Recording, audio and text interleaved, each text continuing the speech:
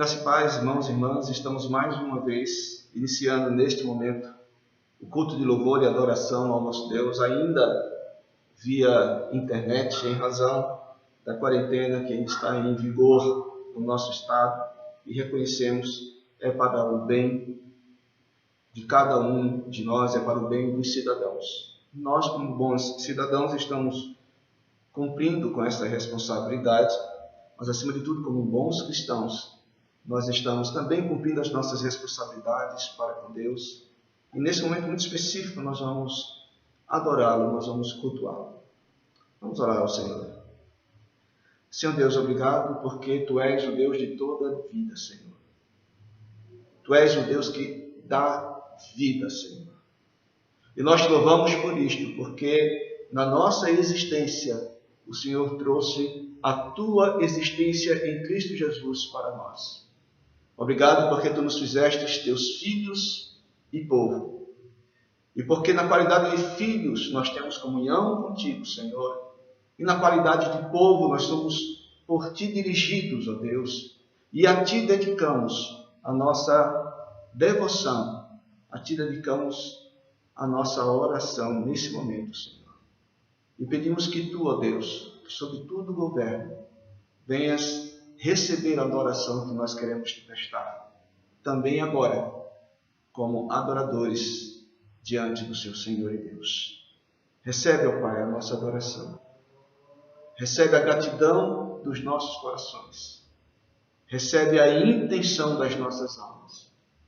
E que em nome de Jesus possamos de fato, Senhor, nesse instante, estarmos a Te cultuar em espírito e em verdade. No nome de Jesus, nós oramos, Deus. Amém. Convido todos nesse instante a abrir suas Bíblias no livro do profeta Isaías, capítulo de número 40. Livro do profeta Isaías, capítulo de número 40, versículos de números 12 a 22. Versículos de números 12 a 22. Que dizem assim: Quem, na concha de sua mão, mediu as águas e tomou a medida dos céus a palmos? Quem recolheu na terça parte de um éfa o pó da terra e pesou os montes em romana e os outeiros em balança de precisão? Quem guiou o Espírito do Senhor? Ou, como seu conselheiro, o ensinou? Com quem tomou ele conselho para que lhe desse compreensão? Quem o instruiu na vereda do juízo e lhe ensinou sabedoria e lhe mostrou o caminho do entendimento? Eis que as nações são consideradas por ele como um pingo que cai de um balde e como um grão de pó na balança. As ilhas são como um pó fino que se levanta. Nem todo o Líbano basta para queimar, nem os seus animais para um holocausto. Todas as nações são perante ele como coisa que não é nada. Ele as considera menos do que nada, como um vácuo. Com quem comparareis a Deus? Ou que coisa semelhante confrontareis com ele? O artífice funde a imagem, e o ourives a cobre de ouro, e cadeias de prata forja para ela. O sacerdote idólatra escolhe madeira que não se corrompe e busca um artífice perito para assentar uma imagem esculpida que não oscile. Acaso não sabeis? Porventura não ouvis? Não vos tem sido anunciado desde o princípio? Ou não atentastes para os fundamentos da terra? Ele é o que está assentado sobre a redondeza da terra, cujos moradores são como gafanhotos. É ele quem estende os céus como cortina e os desenrola como tenda para neles habitar. Esse trecho do capítulo de número 40 fala sobre a majestade do Senhor. Fala sobre a grandeza de Deus. Não há ninguém que aconselhou o Senhor. Não há ninguém que instruiu o Senhor. Deus é o Deus perfeito. Em toda a sua estrutura, em toda a sua essência, em toda a sua natureza. Ele também é o Deus poderoso que criou todas as coisas. Ele é o Deus que está acima das nações, Ele está acima dos povos. Nem toda a madeira do mundo, nem todos os animais do mundo seriam suficientes para prestar a Ele a grandeza de um holocausto que fosse plenamente aceitável e perfeito. Nada se compara, nada chega aos pés, nada do que nós façamos, ou nada do que nós ofereçamos, pode de fato ser uma expressão plena de louvor a este Deus, que é o Deus grandioso. Mas uma coisa a palavra de Deus diz acerca do Senhor, que Ele é o Deus que habita no alto e sublime trono, mas também Ele habita com abatido e contrito de coração. Esse Deus que é Senhor sobre todas as coisas, e que os homens são contados por Ele como sendo gafanhotos. Este Deus que está nos céus, que formou os céus, que o estendeu como cortinas, é, no entanto, o Deus que atenta para nós. Esse Deus é o Deus grandioso, e na sua misericórdia também, Ele apresenta ainda mais a grandeza do seu caráter e do seu ser. Vamos, nesse instante, entoar um hino que fala exatamente das grandezas de Deus. Vamos entoar um hino que fala que o Senhor é grande e que Ele merece todo o nosso louvor. Hino de número 33 do Inário Novo Cântico, Inário Presbiteriano. Hino 33. Vamos ouvir, portanto, este hino.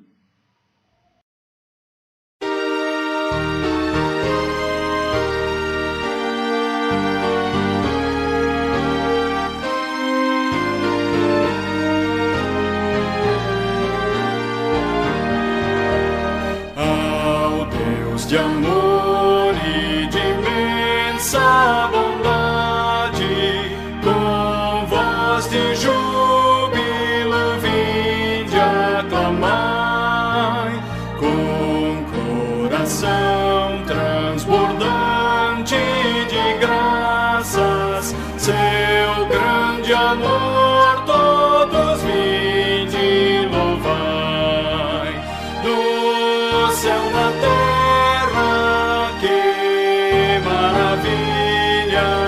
Vai operando o poder do Senhor, mas seu amor aos homens perdidos das maravilhas é sempre a maior.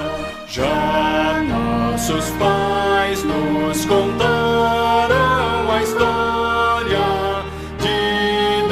falando com muito prazer, que nas tristezas, nos grandes perigos, Ele os salvou por seu grande poder. No céu, na terra, que maravilhas vai operando o poder do Senhor, mas seu amor aos homens perdidos das maravilhas é sempre a maior. Hoje também nós bem alto cantamos que as orações Ele nos atendeu, seu forte braço que é tão compassivo, em nosso auxílio Ele sempre estendeu. No céu, na terra, que maravilhas vai operando o poder do Senhor, mas seu amor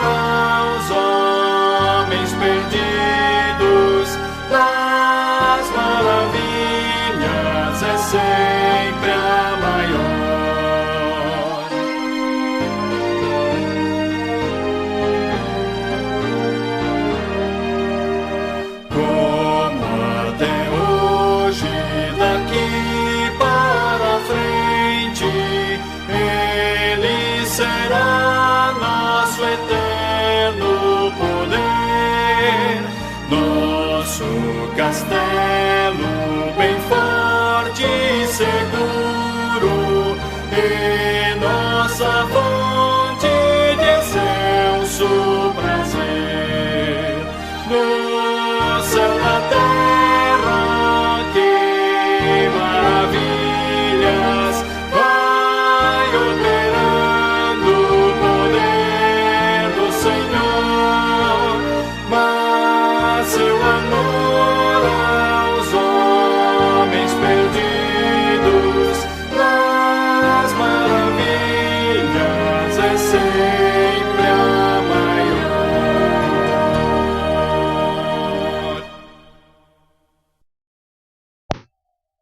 Voltando mais uma vez a nossa atenção para a palavra de Deus, no mesmo capítulo que nós lemos anteriormente, livro do profeta Isaías, capítulo número 40. Mas, neste momento, nós vamos fazer a leitura dos versículos de números 25 a 31. Isaías 40, 25 a 31. Assim está escrito na palavra do Senhor. A quem, pois, me comparareis, para que eu lhe seja igual, diz o Santo? Levantai ao alto os olhos e vede. Quem criou estas coisas? Aquele que faz sair o seu exército de estrelas, todas bem contadas, as quais ele chama pelo nome, por ser ele grande em força e forte em poder, nenhuma só vem a faltar. Por que, pois, dizes, ó Jacó, e falas, ó Israel, o meu caminho está encoberto do Senhor, e o meu direito passa despercebido, ó meu Deus? Não sabes, não ouvistes que o eterno Deus, o Senhor, o Criador dos fins da terra, nem se cansa, nem se fatiga? Não se pode esquadrinhar o seu entendimento. Faz forte e alcançado e multiplica as forças ao que não tem nenhum vigor. Os jovens se cansam e se fatigam, e os moços de exaustos caem. Mas os que esperam no Senhor renovam as suas forças. Sobem com asas como águias, correm e não se cansam, caminham e não se fatigam. À medida que nós, na primeira leitura que fizemos, deste capítulo número 40, do livro do profeta Isaías, vimos acerca da grandeza de Deus. Nos versos 25 a 31, fala do cuidado de Deus, do cuidado que Ele tem para conosco. Este Deus que criou todas as coisas, que conhece todas as estrelas, que as chama pelos seus nomes, que tem a percepção e o poder para conhecer todas as coisas, para administrar e para sustentar todo o universo que Ele criou. Um Deus que tem tamanho carinho e tamanha atenção para a sua criação inanimada, vamos dizer assim. Acaso não teria também cuidado daqueles pelos quais Ele deu o seu Filho? Muitas vezes nós nos encontramos em situações que chegamos a pensar: o nosso caminho está encoberto ao Senhor. Mas observe o que diz o profeta nesse texto: que Deus está atento para conosco, que Deus faz forte ao cansado, e Deus multiplica as forças ao que não tem nenhum vigor. Jovens, moços, de exaustos, caem, ficam fatigados. Mas aqueles que esperam, ou põem a sua esperança, ou seja, a sua confiança no Senhor, veem renovadas as suas forças. Deus é o Deus que reorganiza a nossa estrutura. Deus é o Deus que cuida do nosso coração e da nossa alma. Vamos passar alguns instantes em oração silenciosa. Os irmãos e irmãs em suas casas poderão fazer as suas orações diante de Deus. Os irmãos poderão, diante do Senhor, se encontram enfraquecidos, perder o fortalecimento do Senhor. Se encontram abatidos, pedir o revigoramento do Senhor. Se estão afastados do Senhor, pedir a sua restauração aos caminhos de Deus e à presença do nosso Pai. Vamos orar, vamos passar alguns instantes em oração silenciosa. E depois, esse silêncio será quebrado com uma nova oração.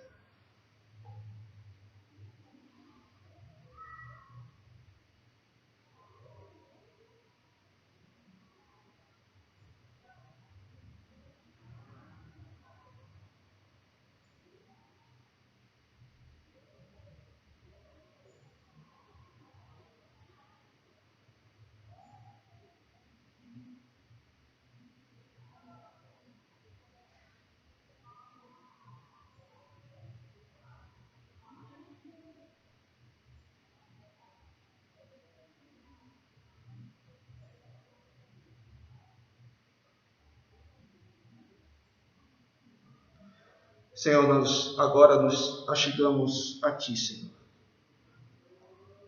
Nós nos aproximamos de Ti, ó Pai, em oração, para pedir, ó Deus, que Tu entres com a Tua providência nas nossas vidas, revigorando as nossas almas, que Tu, ó Deus, venhas trazer o Teu consolo e fortalecimento sobre aqueles que são Teus.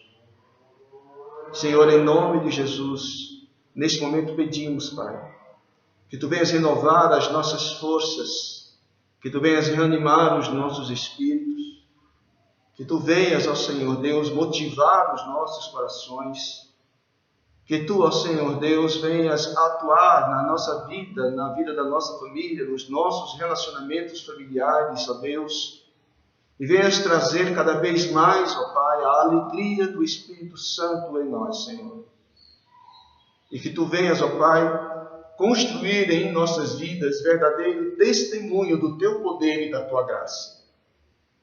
Que em nome do Senhor Jesus, ó Pai, sejamos reanimados em nossos corações, na certeza, na alegria e na experiência do Teu cuidado sobre nós. Tu és a nossa alegria. Tu és, ó Senhor Deus, o nosso esteio. Tu és fortaleza e proteção. Que nos alegremos e nos deleitemos em Ti, Senhor.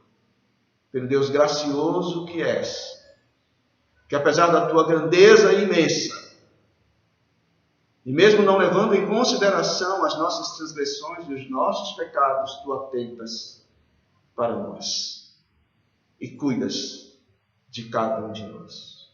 Te louvamos por esta graça que derramas sobre nós, em nome de Cristo Jesus. Amém. Vamos agora ouvir mais um cântico de louvor ao Senhor nosso Deus.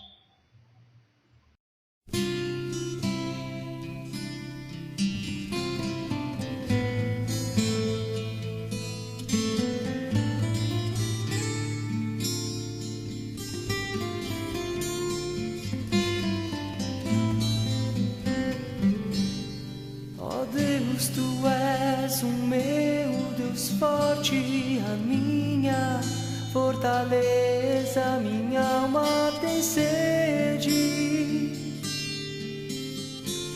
de Ti, Senhor. Com júbilo nos lábios Te louvo, ó meu Rei, debaixo de Tuas asas encontro abrigo. Ó Deus, Tu és o meu Deus forte, a minha fortaleza, minha alma tem sede de Ti, Senhor. Com júbilo nos lábios Te louvo,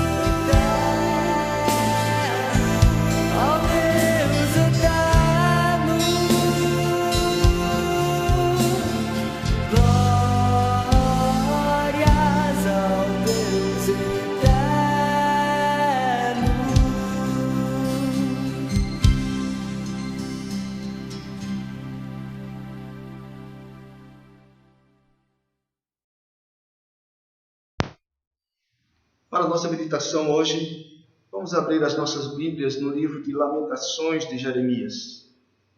Lamentações de Jeremias, o último capítulo deste livro, capítulo de número 5. E todo este capítulo servirá como referência para a nossa meditação hoje. Lamentações de Jeremias, capítulo de número 5, todo o capítulo. Ou seja, versículos de números 1 a 22. Assim nos diz esse trecho da palavra do Senhor. Lembra-te, Senhor, do que nos tem sucedido. Considera e olha para o nosso opróbrio. A nossa herança passou a estranhos e as nossas casas a estrangeiros.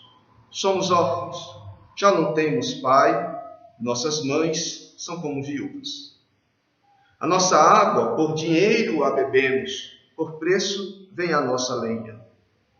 Os nossos perseguidores estão sobre o nosso pescoço, estamos exaustos e não temos descanso. Submetemo-nos aos egípcios e aos assírios para nos fartarem de pão. Nossos pais pecaram e já não existem. Nós é que levamos o castigo das suas iniquidades. Escravos dominam sobre nós. Ninguém há que nos livre das suas mãos. Com perigo de nossa vida, providenciamos o nosso pão por causa da espada do deserto. Nossa pele se esbraseia como um forno por causa do ardor da fome. Forçaram as mulheres em Sião, as virgens na cidade de Judá. Os príncipes foram por eles enforcados, as faces dos velhos não foram reverenciadas. Os jovens levaram a morte, os meninos tropeçaram debaixo das cargas de lenha. Os anciãos já não se assentam na porta, os jovens já não cantam. Cessou o júbilo do nosso coração, converteu-se em lamentações a nossa dança. Caiu a coroa da nossa cabeça. Ai de nós, porque pecamos. Por isso caiu doente o nosso coração. Por isso se escureceram os nossos olhos. Pelo monte Sião que está assolado, andam as raposas. Tu, Senhor, reinas eternamente. O teu trono subsiste de geração em geração. Por que te esquecerias de nós para sempre? Por que nos desampararias por tanto tempo? Converte-nos a ti, Senhor, e seremos convertidos. Renova os nossos dias como dantes. Por que nos rejeitarias totalmente? Por que te enfurecerias sobremaneira contra nós outros?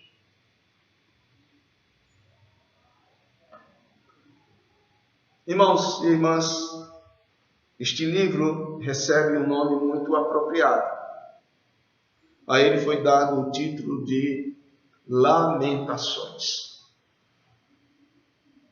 Todos os capítulos deste livro são expressões de lamento. Cada cântico é um capítulo, portanto, este livro é composto por 5 cânticos, denominados de cânticos de lamento. E eles foram registrados no momento em que o povo de Judá passava por uma séria crise. É interessante, no entanto, nós observarmos que as crises nos impelem a reavaliar as nossas vidas e os rumos que lhe estávamos dando. É o que acontece nesse texto. O momento de crise levou o profeta Jeremias a, observando tudo aquilo que estava acontecendo ao seu redor, reavaliar a sua vida. Ele aqui toma a cidade como personagem. Ele fala como a cidade, ele fala como o povo. Portanto, tudo o que neste livro consta são palavras do profeta Jeremias, mas personificando a cidade. De modo que as declarações que nós aqui encontramos são declarações não necessariamente individuais, embora pessoalmente ele estivesse vivenciando aquele momento de crise. Mas devem ser tomadas como uma palavra dita e pronunciada pela cidade, que aqui se expressa através da boca do profeta.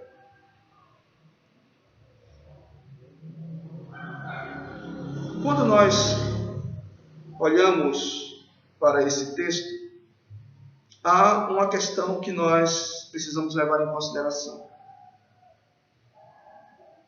E a questão é: o profeta está em crise? A cidade está em crise? O povo está em crise? De fato está. Mas a pergunta que tem que ser feita é: eles saíram melhor daquela crise? Na atual crise que nós estamos vivendo, nós observamos as declarações de muitas pessoas dizendo: olha, esta crise, embora esteja trazendo alguns prejuízos, também está servindo para que nós atentemos para as coisas que de fato importam. Família, trabalho, saúde, relacionamentos. E alguns têm exatamente feito essa pergunta: será que nós sairemos melhor desta crise? Será que nós vamos rever os caminhos e os rumos, as motivações, as atitudes que nós estávamos tomando e remodelar a nossa vida de modo que esta freada forçada que nos foi imposta possa levar-nos a reconsiderar os nossos caminhos e rearranjar os nossos procedimentos e os nossos valores? Será que nós sairemos melhor desta crise? Será que as pessoas sairão mais transformadas depois desta crise causada pela pandemia do Covid-19? Bem, quando estes cânticos foram compostos, de fato Israel estava vivendo uma séria crise. Em 586 a.C., Nabucodonosor realizou a sua terceira incursão contra o reino de Judá. E, desta vez, ele arrasa definitivamente aquele reino, leva muitos cativos para a Babilônia, mas alguns ficam ainda naquela região. Alguns judeus permanecem ali. Dentre os judeus que permaneceram, ou seja, não foram levados para o cativeiro, encontrava-se o profeta Jeremias. E Jeremias, observando todo o resultado daquela incursão, ele compõe esse cântico de lamento. E o que nós podemos aprender com este cântico de lamento? Na verdade, a expressão lamento significa canto fúnebre, essa expressão de dor, essa expressão de luto. O que nós podemos aprender com este cântico, com esta expressão de luto, pronunciada, redigida e registrada pelo profeta Jeremias? Primeiramente, nós podemos aprender que as crises que nos cercam precisam ser consideradas não somente em suas manifestações, mas também em suas causas primárias. Quando olhamos para esse texto, nós observamos que o profeta, ele narra a realidade que ele estava vendo estabelecida diante dos seus olhos. Ele narra as circunstâncias, os eventos que estavam acontecendo, que haviam se estabelecido ali naquela ocasião. Ele primeiramente relaciona os eventos que marcam, que testemunham o fato da crise. E nós podemos observar isto dos versículos de números 2 até o 18, deste capítulo 5 do livro de Lamentações. E para que os irmãos e irmãs tenham uma ideia do que o profeta Jeremias apresenta, primeiramente ele vai mostrar, ele vai declarar que uma das circunstâncias da crise, uma das manifestações da crise, diz respeito à perda da propriedade. Eles foram privados de suas casas. Eles foram privados de suas moradias. No versículo número 2 diz assim: a nossa herança passou a estranhos e as nossas casas a estrangeiros.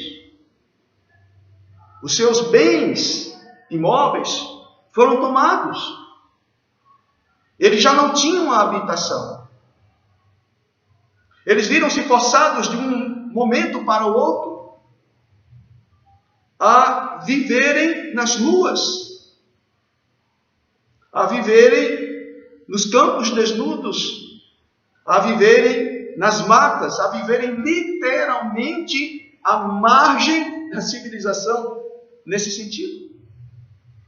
Nós ainda podemos ver que ele relata que a crise se manifestou também como uma subtração de bens primários. Mencionamos aqui o fato de que ele diz que a herança, que era a terra, havia passado para estrangeiros. Mas havia ainda uma dor maior presente em tudo aquilo que agravava toda aquela subtração. Versículos números 4, 6 e 9. Neles, o profeta Jeremias diz assim: a nossa água por dinheiro a bebemos, por preço vem a nossa lenha.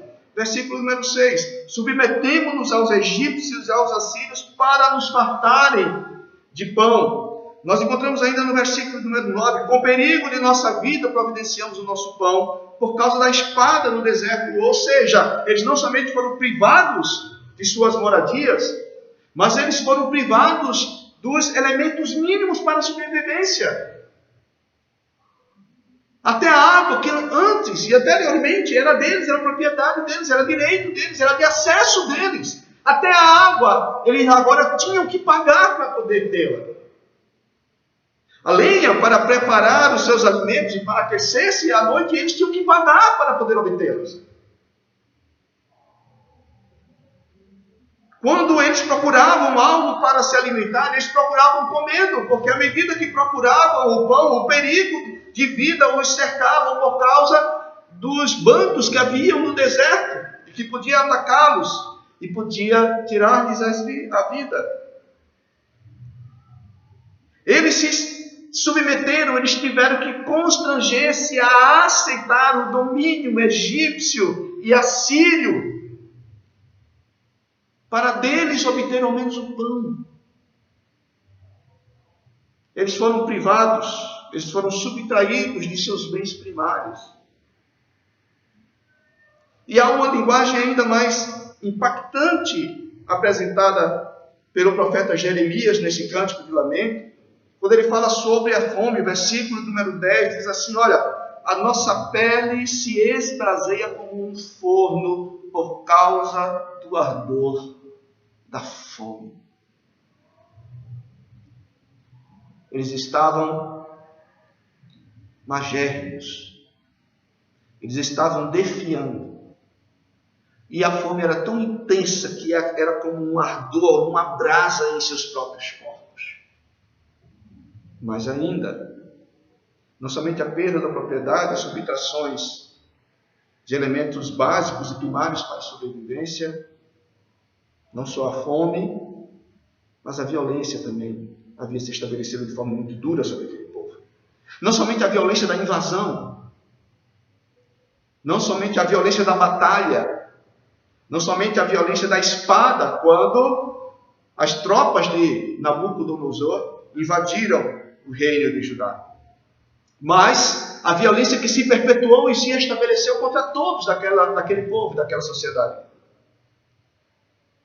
No versículos de números 11 a 13, nós encontramos o seguinte: forçaram ou violentaram as mulheres em Sião, as virgens nas cidades de Judá, os príncipes. Príncipe aqui não é uma referência integrantes da família real, a filhos de rei, mas príncipes é uma palavra que significa cabeça, líder, liderança.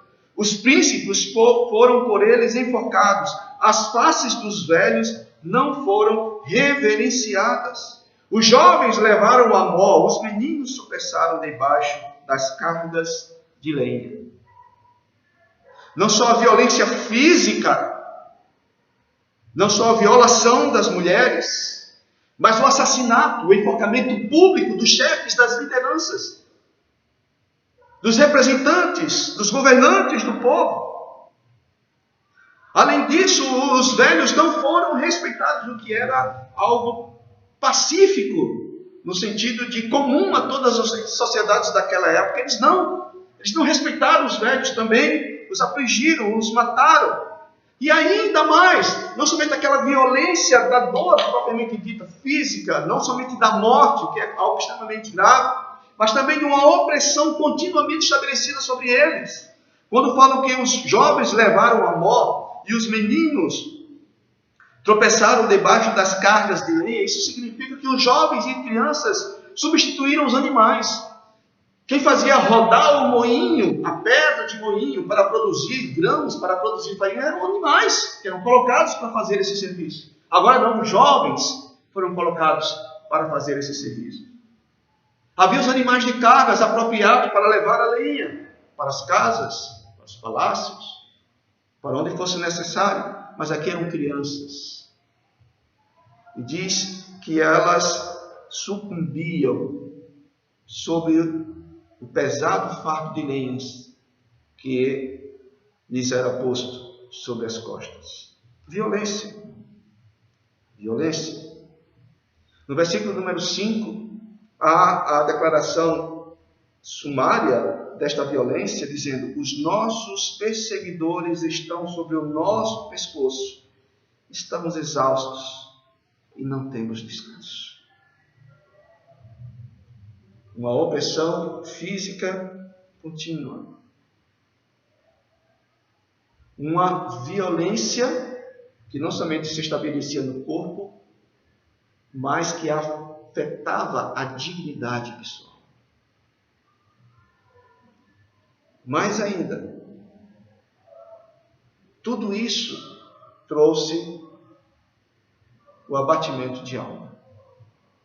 Nós podemos observar isto nos versículos de números 14 e 15, onde o profeta registrou o seguinte: os anciãos já não se assentam na porta, os jovens já não cantam. Cessou o júbilo em nosso coração, converteu-se em lamentações a nossa dança. Ou seja, eles não têm mais motivo de alegria. Tudo que antes era referência da estabilidade de suas vidas, de sua identidade social, de seus bens, de sua segurança, tudo aquilo lhes foi tirado. De modo que agora o que se vê atestado é a ausência da alegria. Não há mais cântico. Não há mais sabedoria apreciável, porque os anciãos se colocavam à porta da cidade e ali as questões eram levadas a eles. E eles, na experiência do seu conhecimento e da sua dignidade, experiência de vida, davam orientações, se pronunciavam sobre as questões. Era das portas também que muitas vezes eram celebradas as festas, nas portas da cidade. Porque para ali afluíam as multidões, então tudo era compartilhado ali. Agora já não há mais direção. Agora já não há mais orientação sábia. Agora já não há mais motivos para festejo. Agora já não há mais reuniões alegres. E nessas palavras ele expressa o resultado de tudo aquilo que até então ele veio descrevendo como sendo expressões da crise. O resultado de tudo isso foi o abatimento de alma.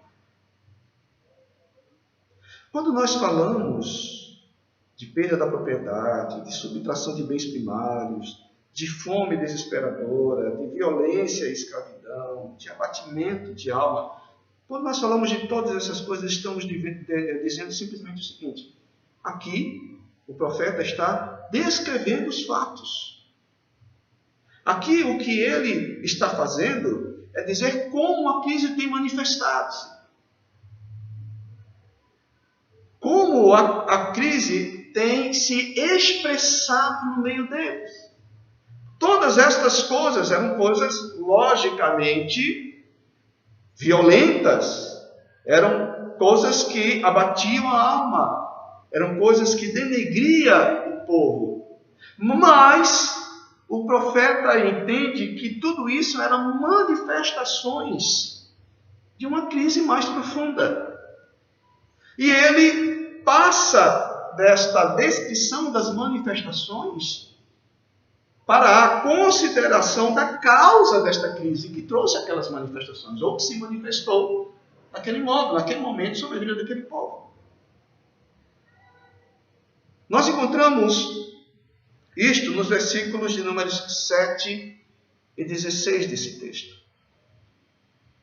Embora o profeta fale de todas essas manifestações da crise, ele sai simplesmente da verificação e atestação de como ela se expressa para a causa que trouxe essas manifestações da crise. Versículos números 7 e 16. Nossos pais pecaram e já não existem. Nós é que levamos o castigo. Ainda versículo número 16. Caiu a coroa da nossa cabeça. Ai de nós, porque pecamos. O profeta reconhece que tudo aquilo que o povo estava passando aconteceu ou se estabeleceu em decorrência de atitudes anteriores tomadas pelo povo. E ele claramente diz, olha, tudo isso que está acontecendo é danoso, nós lamentamos, é um cântico fúnebre, não somente pelo que está acontecendo, mas em razão da causa que levou tudo isso a acontecer. Ai de nós, porque pecamos. Ai de nós, porque transgredimos.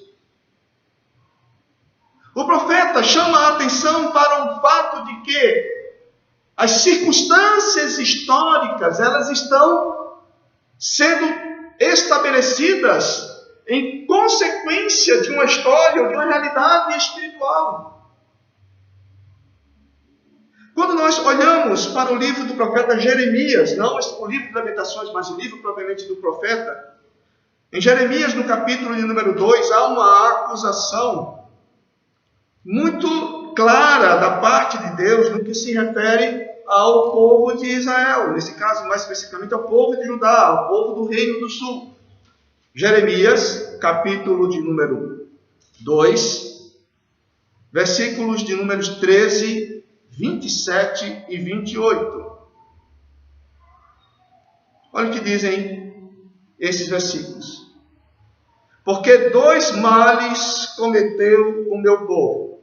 Primeiro, a mim me deixaram o manancial de águas vivas. Segundo, e cavaram cisternas rotas que não detêm águas. Então, o que nós observamos aqui é o profeta Jeremias levando ao povo a acusação da parte de Deus, a atitude daquele povo. Nós observamos Deus dizendo que dois males o povo judeu cometeu, o povo de Israel cometeu para com Deus. Deixaram o Senhor e buscaram satisfação em outras fontes. Deixaram o Senhor, que é o manancial de águas vivas, e cavaram para si cisternas. E tudo aquilo que eles buscaram, todas as cisternas que eles cavaram, foram cisternas que não retinham água. Por mais que eles trabalhassem e buscassem satisfação, tudo se perdia, porque eles abandonaram o Senhor e buscaram satisfação e segurança em fontes que não lhe traziam plenitude de satisfação. Ainda, versículos de números 27 e 28 deste capítulo de número 2 do livro do profeta Jeremias. Nós encontramos o Senhor dizendo da atitude ou das atitudes do povo judeu naquela ocasião, no seguinte pronunciamento de Deus, que aquele povo diz a um pedaço de madeira: tu és meu pai, e a pedra tu me geraste. Pois me viraram as costas e não o rosto. Mas em vindo a angústia, dizem: levanta-te e livra-nos. Onde, pois, estão os teus deuses, que para ti mesmo fizeste? Eles que se levantem, se te podem livrar no tempo da tua angústia, porque os teus deuses, ó Judá, são tantos como as suas cidades. Deus havia levantado contra o povo de Israel a acusação do desvio da presença do Senhor. Eles abandonaram o Senhor. Eles criaram outros deuses para si. Eles fizeram para si deuses de pedra e de madeira, para satisfazer os seus próprios corações. Eles não queriam um Deus que lhes ditasse o que é certo, mas eles queriam deuses que facilitasse a expressão dos desejos dos seus corações. E o que nós observamos é que o resultado disso foi o afastamento da presença de Deus. O interessante é que quando chegava a angústia, o perigo, aí eles voltavam para Deus e diziam: levanta-te e ajuda-nos. E Deus agora, nesse momento, diz: olha, então peça agora para os seus deuses, porque vocês viraram as costas para mim. Peçam a eles. Acaso possam eles livrá-los das suas angústias? Este era o pecado de Israel naquela época. Esta era a acusação de Deus. E Jeremias, que décadas antes havia pronunciado estas palavras que acabamos de ler no livro do profeta Jeremias ao povo de Israel, quando da ocasião da invasão do exército de Nabucodonosor e a devastação que se estabeleceu sobre o reino de Judá, Jeremias diz: ai de nós, porque pecamos.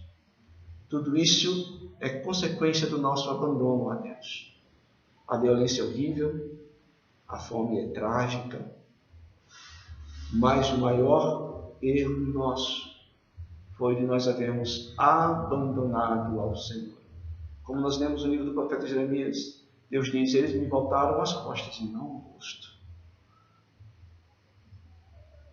E o profeta expressa a realidade dessa dor, deste fato, dizendo no versículo de número 16: caiu a coroa da nossa cabeça. Perdemos toda a dignidade, perdemos toda a glória, perdemos todo o gozo, perdemos toda a alegria e o prazer da vida. Caiu a coroa da nossa cabeça, perdemos toda a nossa dignidade. Ai de nós, porque pecamos. O grande mal, a grande essência da causa da crise é o pecado. A essência da crise foi o abandono a Deus, não o abandono de Deus. O povo dizia: o Senhor nos abandonou. Mas na verdade o que havia acontecido é que antes o povo havia voltado as costas para Deus. Não se trata, portanto, do abandono da parte de Deus em relação a nós, mas se trata do nosso abandono para com Deus. Reconhecendo isso, quando Jeremias diz: caiu a coroa da nossa cabeça, ai de nós porque pecamos, aí ele declara duas conclusões. Por isso caiu doente o nosso coração, por isso se escureceram os nossos olhos.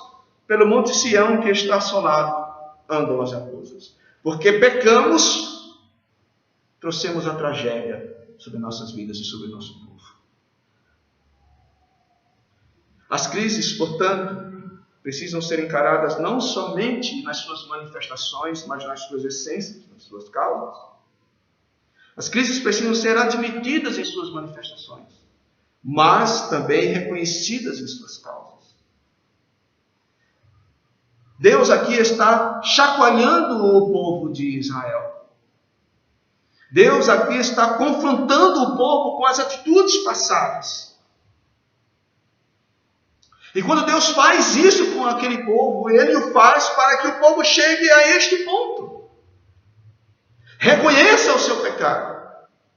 E reconheça que todas as mazelas que se estabeleceram sobre eles, na verdade, eram consequências da crise espiritual, do abandono que eles haviam realizado para com Deus, da rejeição da pessoa de Deus, da recusa da pessoa de Deus. Cavaram para si cisternas rotas, voltaram as costas, não o rosto, para Deus, e achavam que isso poderia passar impune, e achavam que isso poderia ser desenvolvido sem qualquer problema.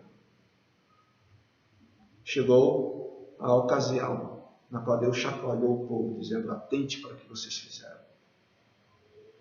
E o profeta, aqui personificando o povo e a cidade, diz: ai de nós, porque pecamos. É por isso que caiu doente o nosso coração. Por isso, os nossos olhos perderam o brilho. Como é que pode, então, ser resolvida esta crise? Uma vez que se chega à percepção da essência, como esta crise pode ser resolvida na sua essência? É o que nós observamos na continuação do pronunciamento do profeta Jeremias, nesse trecho do livro de Lamentações. A resposta a esta pergunta de o que é preciso fazer para restaurar a vida com Deus, porque a causa primária estava no relacionamento com Deus. O profeta nos ensina que as crises precisam ser tratadas em suas causas primárias, em suas causas basilares, para que o relacionamento com Deus seja restabelecido. Versículos de números 19 a 22, desse capítulo 5 do livro de Lamentações. Tu, Senhor, reinas eternamente. O teu trono subsiste de geração em geração. Por que te esquecerias de nós para sempre? Por que nos desampararias por tanto tempo? Converte-nos a ti, Senhor, e seremos convertidos. Renova os nossos dias como dantes. Por que nos rejeitarias totalmente? Por que te enfurecerias sobremaneira contra nós outros? Embora esse trecho final do livro de Lamentações de Jeremias termine com um questionamento, uma pergunta: por que te enfurecerias sobremaneira contra nós outros? Bom, na nossa língua, quando nós encontramos um discurso terminado desta forma, parece um negócio meio sem propósito, sem sentido. Não é? Mas eu gostaria de dizer que a parte final deste versículo foi redigida no formato de construção de discurso chamado de paralelismo.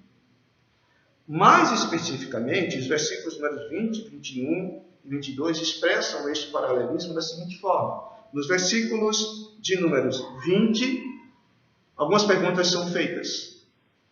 No versículo de número 21, uma declaração, um pedido é apresentado. No versículo de número 22, perguntas voltam a ser feitas. Observemos que as perguntas 20 do versículo de número 20 e 22 estão relacionadas. Elas são como uma espécie de envelope que tem como conteúdo o que está no versículo de número 21.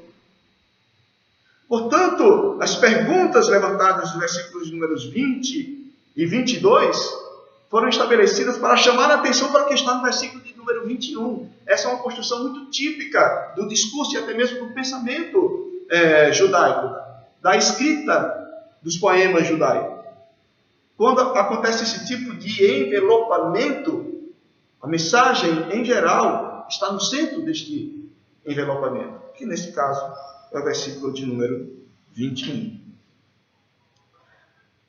Como é que nós, olhando para estes versículos de números 19 a 22, podemos observar a condução da palavra do profeta para a resolução da nossa crise nas suas causas, não simplesmente nas suas expressões consequentes, mas da sua causa?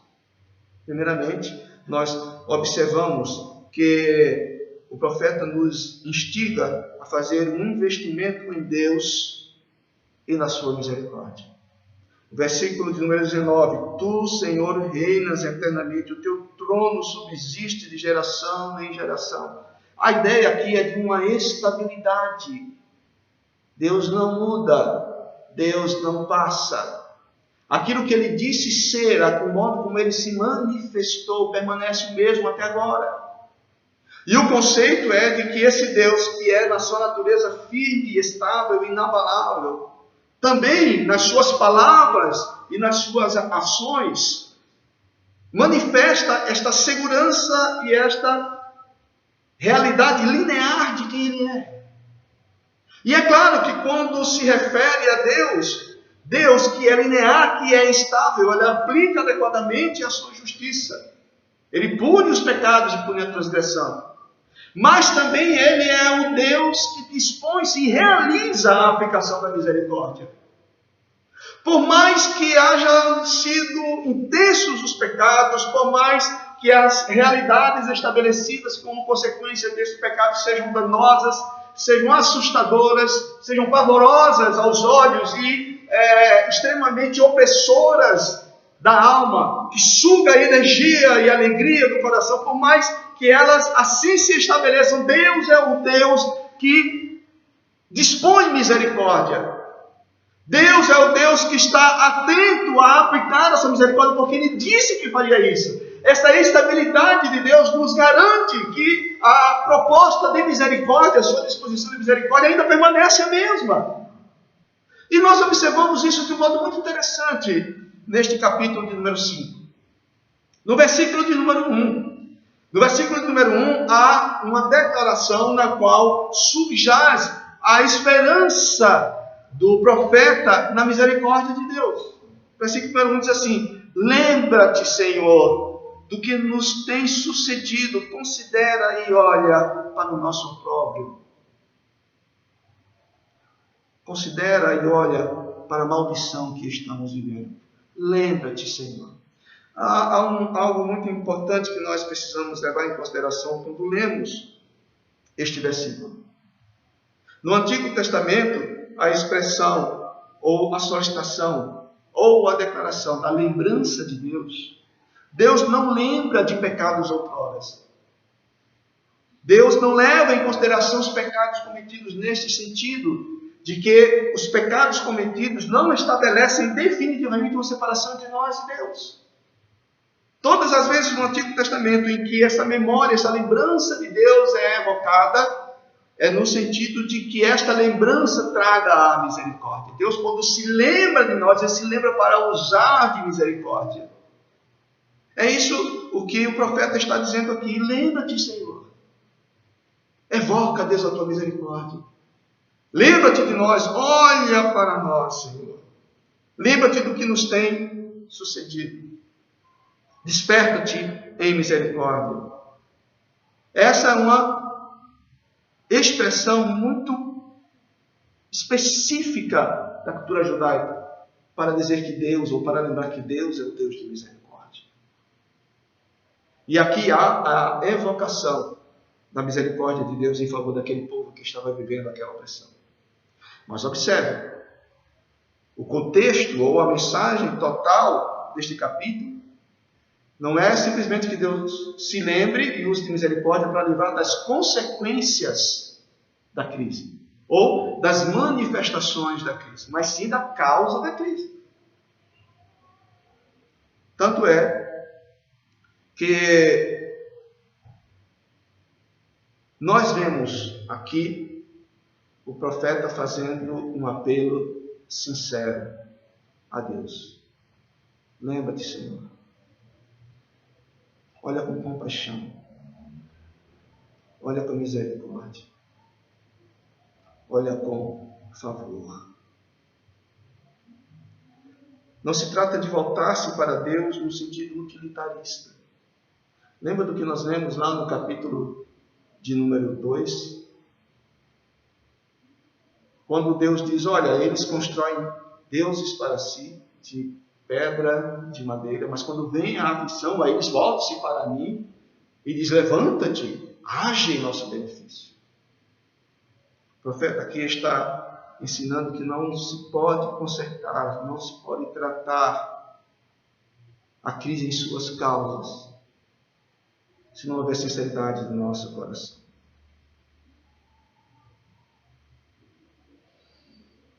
Tanto é que, no versículo de número 21, o profeta diz: converte-nos a ti, Senhor, e seremos convertidos. Para haver o tratamento da crise em suas causas, é preciso não somente que nós apelemos a Deus, investamos em Deus na sua misericórdia, mas também nos disponhamos a uma mudança efetiva do nosso coração para com Deus. É muito interessante nós observarmos esse texto, que o profeta diz: Senhor, faz a obra de conversão. O nosso coração é um coração enganoso. No nosso coração pode ser que em um momento nós nos dirijamos a Deus pedindo a sua misericórdia, mas na verdade nós não estamos apegados a Deus. Queremos apenas os benefícios que Ele pode trazer. Mas aqui o salmista diz: não, Senhor, faz uma obra definitiva. Muda, Senhor, o nosso coração. Converte-nos a Ti. O interessante é nós observarmos isso. Ele diz: Senhor, faz essa obra. Portanto, o salmista, melhor dizendo, o profeta, impele-nos a buscar o agir de Deus, para que as causas sejam tratadas. Nós não temos o poder para tratar o pecado nas nossas vidas, mas Deus tem o poder para fazer isto. E aqui, o profeta ensina o povo a fazer a petição: converte-nos a Ti, Senhor, que seja uma obra Tua nas nossas vidas. É preciso haver uma efetiva transformação interior. Voltando um pouquinho a nossa atenção para o livro do profeta Jeremias, no capítulo de número 31. Vamos ler esse texto. Livro do profeta Jeremias, capítulo de número 31, nos versículos de números 18 a 20. Onde há as seguintes palavras: dei-me ouvir que Efraim se queixava, dizendo: castigaste-me, e fui castigado como novilho ainda não domado. Converte-me e serei convertido, porque Tu és o Senhor, meu Deus. Aqui a declaração: Efraim é uma outra maneira de se referir ao povo judeu. E aqui Deus está dizendo por boca do profeta que o povo se queixava ou apresentava as suas declarações dizendo: castigaste-me, puniste-me pelos meus pecados, e eu fui punido como um novilho não domado. Mas há aqui a declaração: converte-me e serei convertido, porque Tu és o Senhor, meu Deus. O que é nos ensinado aqui, e também é nos ensinado no livro de Lamentações, é que o castigo, a disciplina de Deus, é útil para a transformação das nossas vidas. O Senhor, no pesar da sua mão, nos ensina a essência do que precisa ser tratado em nós. Aqui nós não vemos na boca do povo judeu, a reclamação porque foi castigado. Mas aqui há um reconhecimento de que o castigo foi devidamente aplicado na dose certa, aplicado na medida certa. Mas, diante de Deus, não é simplesmente possível que o agir de Deus efetivo nas nossas vidas se estabeleça somente neste aspecto do agir dele, que é a disciplina. Mas diz: Senhor, com a disciplina, que venha a conversão, que venha a mudança, que venha a transformação. Converte-me e serei convertido. Lá no livro de Lamentações é esta a oração: converte-nos e seremos convertidos. Olha aqui o que diz ainda os versículos números 19 e 20 deste capítulo de número 31. no livro do profeta Jeremias, no que diz respeito à operação desta conversão. Olha, verso 19. Na verdade, depois que me converti, arrependi-me. Depois que fui instruído, bati no peito. Fiquei envergonhado, confuso, porque levei o opróbrio da minha mocidade. Os irmãos estão entendendo o que é que está sendo dito aqui? Senhor, tu me castigaste. E o castigo foi aplicado. Agora, Senhor, opera a conversão. E aí, quando ele diz, opera a conversão, olha a percepção que se estabeleceu em decorrência dessa conversão que Deus opera. Diz assim, na verdade, depois que me converti, arrependi-me. Não é arrepender-se da conversão.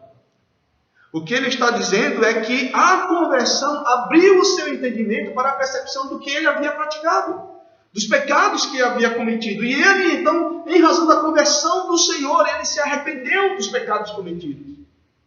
Arrependi-me do que eu havia feito. Arrependi-me do que eu havia praticado antes. Depois que fui instruído, depois que eu percebi tudo isso, bati no peito. Na nossa cultura, geralmente a ideia de bater no peito, a ideia de alguém que está em segurança, né? de alguém que tem do que se orgulhar, de alguém que tem do que afirmar. Não, mas na cultura judaica, bater no peito é sinal de dor, de lamento, de luto.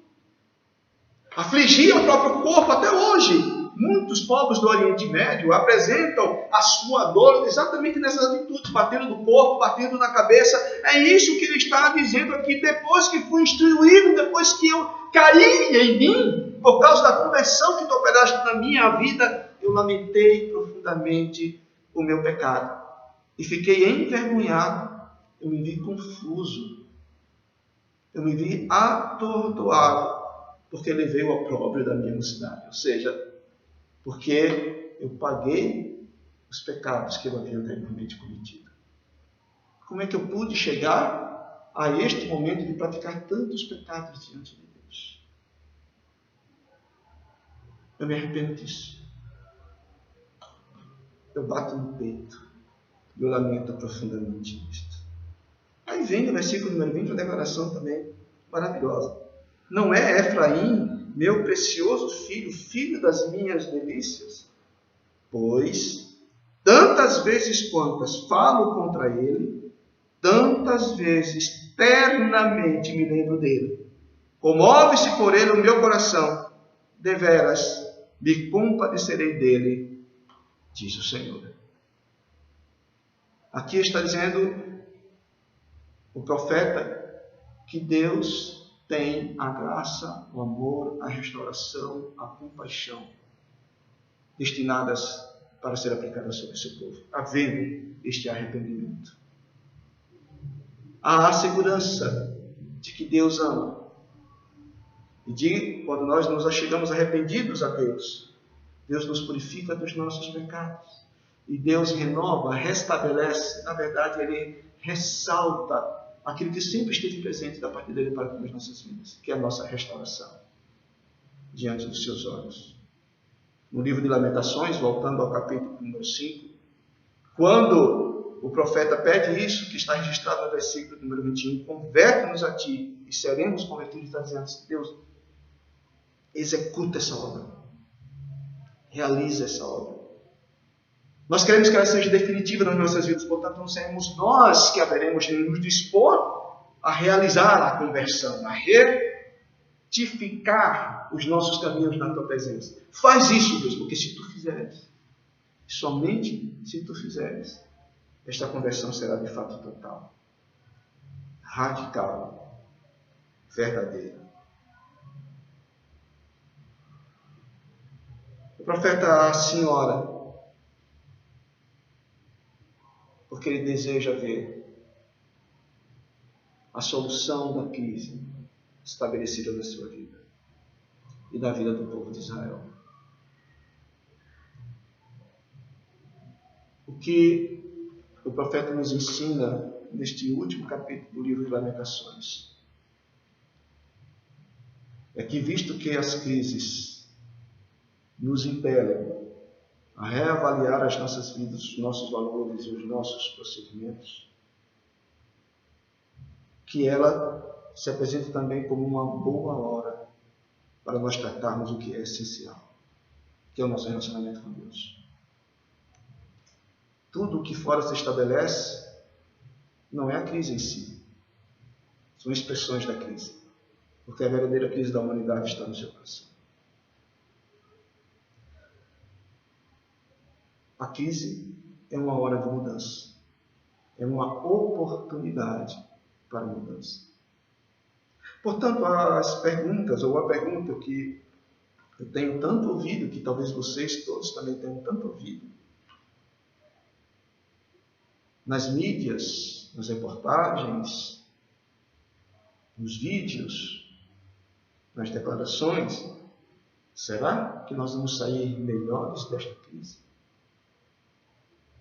A resposta correta é talvez. Talvez. E muito provavelmente esta é a grande tragédia desse momento. Talvez. Porque se olharmos para a crise somente nas suas manifestações, nós não vamos assegurar nenhuma mudança real e profunda. Quando tudo isso passar, em poucos meses, haveremos de demonstrar novamente o nosso egoísmo, a nossa violência, a nossa ganância, o desrespeito para com o próximo, a desconsideração para com a justiça, a retidão e a vida. Logo, logo, isso vai se estabelecer. Mas, se realmente tratarmos as nossas crises na sua essência, que é como está o nosso relacionamento com Deus, e ali vermos, testemunharmos, experimentarmos a conversão que Deus realiza, a mudança de vida que Deus realiza, mudança de coração, mudança de disposição, mudança de inclinação de vida. Quando nós nisso formos mudados, tenhamos a certeza que sairemos muito melhor dessa crise. A esperança não está simplesmente numa reconsideração da humanidade e dos seus valores sociais ou morais, mas na transformação do seu relacionamento com Deus, da consideração de como Deus tem sido tratado e considerado na minha vida. É hora de mudar. É hora de sairmos melhores. E sairemos melhores se Deus operar a sua graça restauradora, transformadora nas nossas vidas.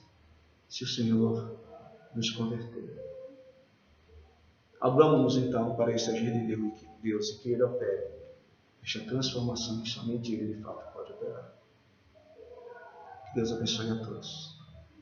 Que a graça do Senhor Jesus, o amor de Deus nosso Pai, a comunhão e a consolação do Espírito Santo permaneça sobre todos vós e sobre todo o povo de Deus, hoje e para todos sempre.